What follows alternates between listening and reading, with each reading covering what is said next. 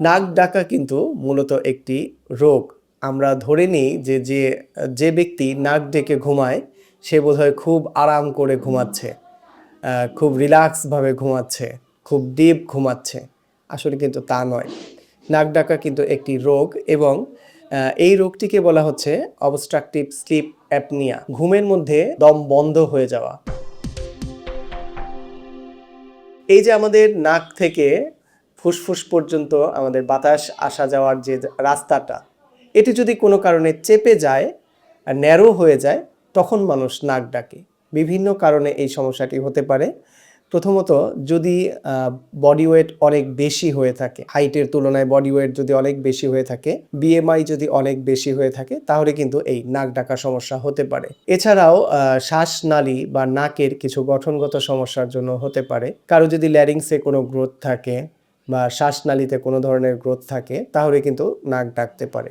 নাকের গঠনগত সমস্যা, নাকের হাড় অনেক বেশি পরিমাণ বাঁকা, নাকের ভেতরে অনেক বেশি পরিমাণ মাংস বৃদ্ধি, অথবা নাকের ভেতরে কোনো পলিপ, নাকে সাইনোসাইটিস, শিশুদের ক্ষেত্রে যদি অ্যাডিনয়েড অনেক বেশি বড় হয়ে থাকে অথবা টনসিল যদি অনেক বেশি বড় হয়ে থাকে, তাহলে কিন্তু এই নাক ডাকার সমস্যা হতে পারে।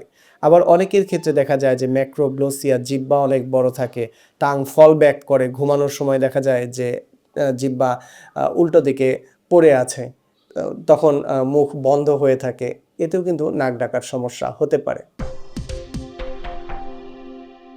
আমরা করোনার সময় দেখেছি যে আমরা হাতের আঙ্গুলে পালস অক্সিমিটার দিয়ে অক্সিজেন স্যাচুরেশন দেখতাম। যারা স্লিপ অ্যাপনিয়ার রোগী, নাক ডেকে ঘুমায়, উচ্চ শব্দে নাক ডেকে ঘুমায়, তাদের হাতে যদি গভীর রাতে বা গভীর ঘুমের মধ্যে পালস অক্সিমিটার দেয়া যায়, তাহলে কিন্তু দেখা যাবে যে তাদের অক্সিজেন স্যাচুরেশন নর্মালের চেয়ে অনেক কম। এই যে সারা রাত ধরে দীর্ঘদিন তার এরকম অক্সিজেন স্যাচুরেশন বডিতে কম, এটার জন্য তার বিভিন্ন ধরনের প্রবলেম হতে পারে। তার ডায়াবেটিস হতে পারে, তার লিপিড প্রোফাইল চেঞ্জ হয়ে যেতে পারে, তার হাইপারটেনশন হতে পারে, কার্ডিয়াক প্রবলেম হতে পারে, লিভারে প্রবলেম হতে পারে। এই সমস্যাগুলো কিন্তু স্লিপ অ্যাপনিয়া থেকে হতে পারে। এজন্যই নাক ডেকে ঘুমানোকে খুব আরামদায়ক ঘুম হিসেবে চিন্তা করা যাবে না, বরং এটি হচ্ছে কষ্টদায়ক ঘুম, যে কষ্টের কারণে রোগী শ্বাস নিতে পারে না ঠিক মতো, এবং মাঝে মাঝে দেখা যায় যে 10 সেকেন্ড বা তার চেয়ে বেশি সময় রোগীর দম বন্ধ থাকে। হঠাৎ করে এরকম দম বন্ধ থেকে রোগী যখন আবার সজাগ হয়ে যায়, তখন সে অস্থির হয়ে যায়, অস্থিরতা করে, উঠে বসে যায়, পানি খায়, গলা শুকিয়ে যায়, এরকম সমস্যা হতে পারে। প্রথমত আমরা যে কাজটি করি সেটি হচ্ছে স্লিপ স্টাডি। ঘুমের মধ্যে যাদের এরকম উচ্চ শব্দে নাক ডাকার সমস্যা, আশেপাশের রুম থেকে শোনা যায়, বা রোগী যে ফ্লোরে ঘুমায় তার নিচতলা বা উপরের তলার লোকেরাও তার নাক ডাকার শব্দ শুনতে পায়, এরকম কয়েকটি গ্রেডিং আছে স্লিপ অ্যাপনিয়া রোগীদের। তো এটি আমরা স্লিপ স্টাডি করে থাকি, যে ঘুমের মধ্যে আমরা বিভিন্ন ডিভাইস তার বডিতে অ্যাড করে থাকি, অ্যাড করে আমরা এই ডিভাইসগুলো রিডিং দেখি। রিডিং দেখে আমরা AHI, এই ইন্ডেক্সটি আমরা বের করি।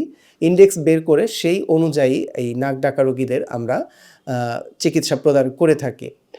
এই স্লিপ স্টাডি কিন্তু ঢাকায় বিভিন্ন সেন্টারে হয়ে থাকে। জেলা শহরগুলোতে এখনও ওইভাবে স্লিপ স্টাডি চালু হয়নি সব শহরে, কিন্তু ঢাকাতে কিন্তু বিভিন্ন সেন্টারে এই স্লিপ স্টাডি হয়ে থাকে। এটিকে আমরা বলে থাকি পলিসomnography। ঘুমের মধ্যে তার যে বডির অ্যাক্টিভিটিস, বিভিন্ন গুরুত্বপূর্ণ অর্গানগুলোর যে অ্যাক্টিভিটিস, সেগুলো আমরা দেখে থাকি। সেখান থেকে আমরা তার অ্যাপনিয়া হাইপোপনিয়া ইন্ডেক্স বা AHI এটি মেজার করে থাকি। কারো যদি বডি ওয়েট বেশি থাকে, তাহলে অবশ্যই তাকে বডি ওয়েট একটা আইডিয়াল বডি ওয়েটের মধ্যে নিয়ে আসতে হবে। তার হাইট অনুযায়ী বিএমআই থাকতে হবে। প্রথমত, যে বাধার কারণে রোগী নাক ডাকে সেই বাধা দূর করে দিতে হবে। অনেক ক্ষেত্রে শুধুমাত্র সেপ্টোপ্লাস্টি করে নাকের বাঁকা হাড় সোজা করে দিয়ে এবং টার্মিনেটগুলো ছোট করে দিলেই রোগীর নাক ডাকা সমস্যা সমাধান হয়ে যায়। আবার অনেক ক্ষেত্রে দেখা যায় যে এটি দিয়ে হচ্ছে না, তখন আমরা টনসিলগুলো ফেলে দেই। উপরের যে আমাদের নরম তালু বা আলজিহ্বা বলে থাকি, এটিকে আমরা ছোট করে দেই। টনসিলের যে পিলারগুলো সেগুলো আমরা সুতা দিয়ে বেঁধে দিয়ে মুখের ভেতরে জায়গা বাড়িয়ে দেই। আবার কারো যদি জিহ্বা অনেক বড় থাকে, ম্যাক্রোগ্লোসিয়া থাকে, তাহলে আমরা জিহ্বা একটু ছোট করে দেই। আবার অনেক ক্ষেত্রে আমরা এখানে আমাদের একটা হাড় থাকে হাইওয়েড বোনস, এটি আমরা নিচে নামিয়ে দেই, হাইওয়েট সাসপেনশন করে মুখের ভেতরে জায়গা বাড়িয়ে দিই। ধাপে ধাপে বিভিন্ন ধরনের সার্জারি আছে। এছাড়াও কিছু মেডিকেশন তো আছেই। আমরা অ্যান্টিহিস্টামিন জাতীয় ওষুধ দিয়ে থাকি, নাকের যেন নেজাল কনজেশন বা ব্লকেজ না থাকে, এই জন্য আমরা স্প্রে জাতীয় ওষুধ দিয়ে থাকি।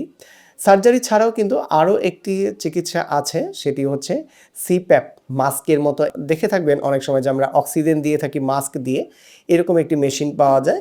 রোগী যখন ঘুমাবে তখন সে মাস্কটা পরে ঘুমাবে। এই মাস্কের মধ্য দিয়ে বাতাস আসা যাওয়া করবে, আলাদা একটি ডিভাইস সিপ্যাপ। এটি আমরা স্লিপ অ্যাপনিয়ার রোগীদেরকে অ্যাডভাইস করে থাকি। তবে এটির যে সমস্যা সেটি হচ্ছে ঘুমের মধ্যে যতক্ষণ রোগী ঘুমাবে ততক্ষণই লাগিয়ে রাখতে হবে। এটি অনেকের জন্য খুবই ডিসকমফোর্ট হয়ে থাকে। মাস্কের জন্য মুখে দাগ পড়ে যেতে পারে, ঘুমের সমস্যা হতে পারে। এজন্য অনেকেই এই ডিভাইসটি ব্যবহার করতে পারে না বা ডিভাইসটি ব্যবহার করতে চায় না। তবে এই ডিভাইসের কিন্তু আউটকাম অনেক ভালো। এই ডিভাইস ব্যবহারে কিন্তু অনেকের এই নাক ডাকার সমস্যা সমাধান হয়ে যায়।